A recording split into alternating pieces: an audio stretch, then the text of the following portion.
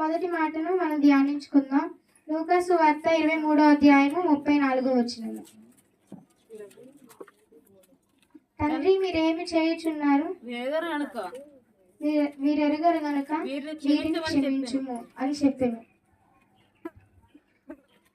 ఇక్కడ మనం గమనించాల్సింది ఏంటంటే ఆయన మొదట ప్రార్థన చేస్తున్నారు. ఇక్కడ మనం గమనించాల్సిందంటే ఆయన మొదట ప్రార్థన చేస్తున్నారు. ఆయన ఏ స్థితిలో ఉండి చేస్తున్నారంటే అప్పటికి ఆయన శరీరం ఎలా ఉందంటే ఆయన కొరడాలతో కొట్టారు, మేకులు కొట్టారు, ఆయనకి కిరీటం పెట్టారు. ఆయన అందరూ దూషిస్తున్నారు, అందరూ చూసి ఆయన నవ్వుతున్నారు.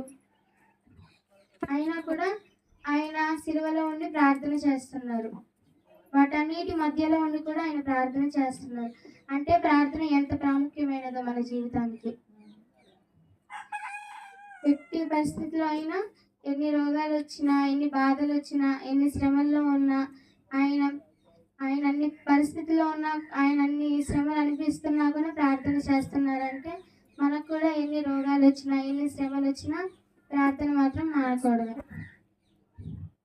ప్రార్థన అనేది కుటుంబాల కోసము, సమస్యల కోసము, ఇది మనందరి కోసము కాకుండా మన శత్రువుల కోసము కూడా ప్రార్థన చేయాలి.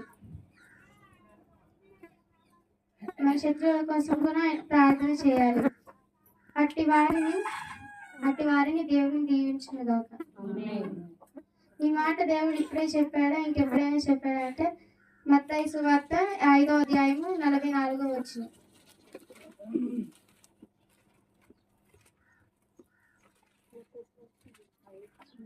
నేను మీతో చెప్పింది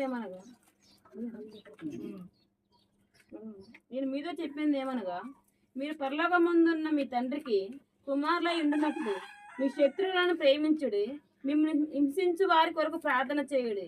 ఆయన చెడ్డవారి మీదను మంచివారి మీదను తన సూర్యుని ఉదయింపచేసి నీతిమంతుల మీదను అనీతిమంతుల మీదను వర్షం కురిపించి ఉన్నాడు. ఆమేన్.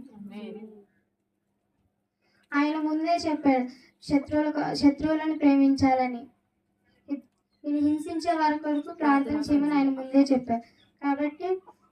కాబట్టి మనం కూడా ఫస్ట్ ప్రార్థనతోనే స్టార్ట్ చేయాలి ప్రతి పనిని. నీకు కీడు చేసిన వారి కొరకు మేలే చేయాలి. వాళ్ళు కీడు చేసినా నువ్వు తిరిగి మేలే